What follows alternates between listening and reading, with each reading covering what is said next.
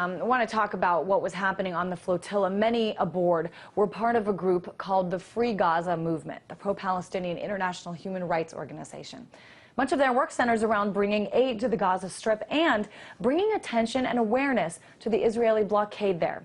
Adam Shapiro is on the board of Free Gaza. His wife is the co-founder and was on one of the vessels during the attack.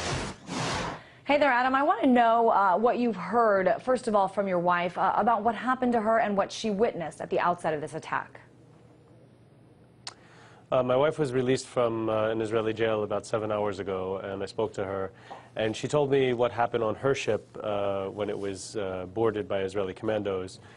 People on her ship offered no resistance. However, they were filming and with cameras, and people were punched and subdued with physical force by the Israeli soldiers. They then, of course, wrapped their wrists in plastic cuffs, and then they were taken to prison, to the detention center. In the detention center, my wife was also punched and hit there. And then when she was being released, an Israeli police officer taking her out of the prison elbowed her in the face as she was, being let out of the jail. So, there was a lot of physical force used against the passengers, even besides the, of course, lethal force that was used on board the Nevi Marmara, the Turkish ship. Certainly bringing aid to the people in Gaza, one of the principal goals of this mission. But it was also to stand up to the Israeli naval blockade. What is your reaction to those who say that the activists here came in looking for a fight? We did not come in looking for a fight. We came in looking to get the goods, the humanitarian assistance to Gaza, and to break the siege. If part of breaking the siege means being stopped by the Israeli army and showing to the world what the siege is and what this blockade is and what it means to have a policy of collective punishment on 1.5 million people, then that is what we are doing. We have had governments, we have had the United Nations, we have had even President Obama call for lifting of the blockade on Gaza and the allowance of the delivery of humanitarian aids and reconstruction material to the Gaza Strip, to the Palestinians in Gaza. And yet not a single government has taken action. And so it is up to us as civil society, as the real international community, the people of the international community, to take action and to expose Israel's policies to the world and to also try to break the blockade on our own. I wish that there didn't have to be a Free Gaza. I wish there was no blockade in the first place. Or if there is a blockade, I wish there would be a single government in the world that would send one cargo ship of its own cargo ship of a government with humanitarian aid to Gaza. I would be sure then that the blockade would not last any longer.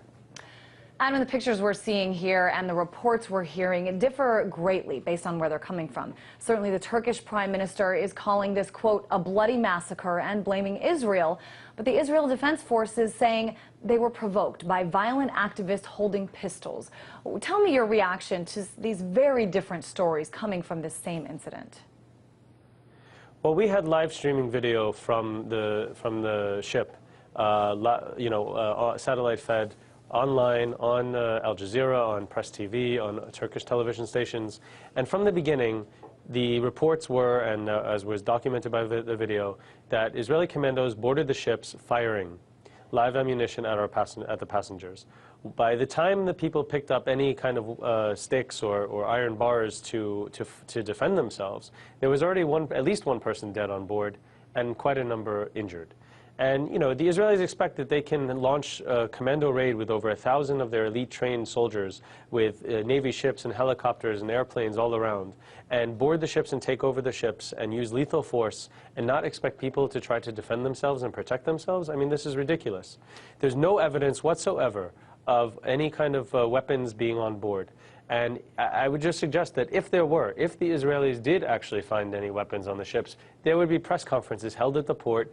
All of the world's media would be there to show and to expose this. However, we see no documentation, no evidence whatsoever. All of our cargo, all of our ships were inspected at ports in Europe and in Turkey up to the highest degree of inspection, and they were certified that there was no weapons on board, that the cargo was legitimate, and everything was up to speed.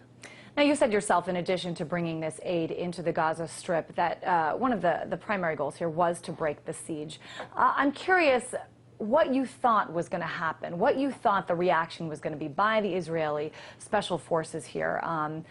in terms of these vessels coming through? We've sent 9 missions. This was our 9th mission. The first 5 of our missions arrived in the Gaza port unimpeded.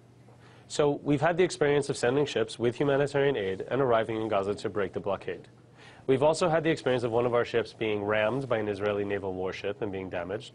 We've had the experience of the Israeli Navy almost capsizing one of our ships. And we've had the experience, and I was on board, when the Israelis captured one of our ships and detained us for 10 days. This is a new phenomenon where the Israelis are using lethal force. So clearly there's an escalation.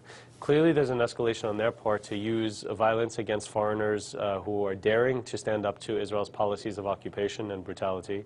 We're seeing that throughout the West Bank. Just yesterday, an American New Yorker girl was shot in the face with a tear gas canister at close range, and she's lost her left eye now. We've had Rachel Corrie bulldozed to death in Gaza. We've had Tom Herndal shot in the head and killed in Gaza. There is a war Israel has launched not only on Palestinian civilians, but also on foreign civilians who dare to stand up and question Israel's policies. I want to talk about the bigger picture here. You and your wife, both American, from what I understand. You see day in and day out much of the public opinion around the country, and many would argue that the public opinion is pro-Israel. I want to know from you, maybe just to guess about the future, what effect you think Monday's attack will have, if any, on shaping or changing public opinion? I think public opinion actually started to change when Israel launched the Operation Cast Lead last year. I think public opinion in the United States really shifted quite considerably at that point and saw exposed Israel's, killing of 1,400 mostly civilians in Gaza and destroying most of the Gaza Strip.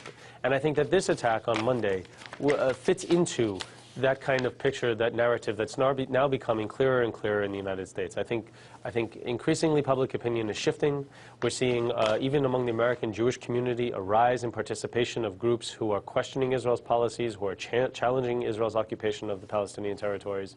And we're seeing increasingly a boycott of Israel, both a consumer boycott as well as internationally renowned artists stepping up and boycotting cultural participation with Israel.